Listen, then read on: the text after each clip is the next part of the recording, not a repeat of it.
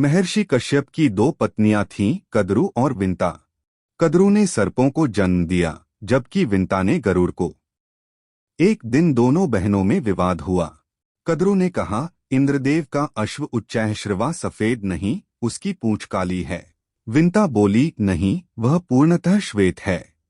दोनों ने शर्त रखी, जो झूठ बोलेगी वह दूसरी की दासी बनेगी। कद्रु ने अपने सर्प पुत्रों को कहा कि वे जाकर उच्चैःश्रवा की पूंछ पर चिपक जाएं और उसे काला दिखाएं।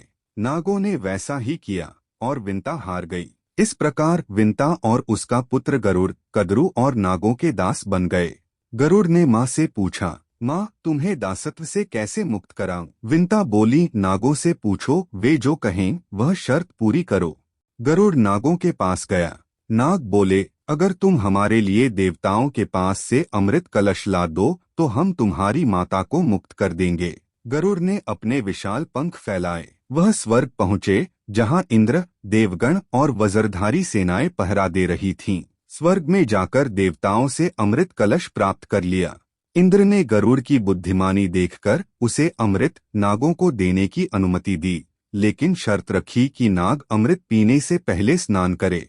जब गरुड़ अमृत लेकर लौट रहे थे, भगवान विष्णु उनके सामने प्रकट हुए।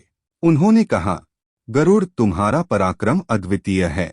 मैं तुम्हें वर देता हूँ कि तुम मेरे वाहन बनो, और मैं तुम्हें यह वर देता हूँ, तुम अमृत के समान अमर रहोगे, बिना अमृत पिए। गरुड़ अमृत कलश लेकर नागों के पास पहुँचे और कहा, यह रहा तुम्हारा अमृत, पहले मेरी माता को मुक्त करो। नागों ने विंता को मुक्त किया। तब गरुड़ ने कहा, पहले स्नान करो, फिर अमृत सेवन करना। नाग स्नान करने चले गए, परंतु उसी समय इंद्र ने आकर अमृत कलश वापस स्वर्ग ले लिया।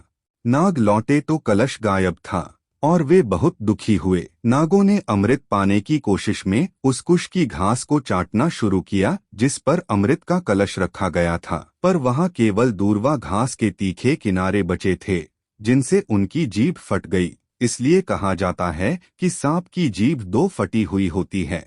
इसी घटना के बाद से सांपों और गरुड़ के बीच शत्रुता शुरू हुई और गरुड़ को सांपों का शत्रु घोषित कर दिया गया।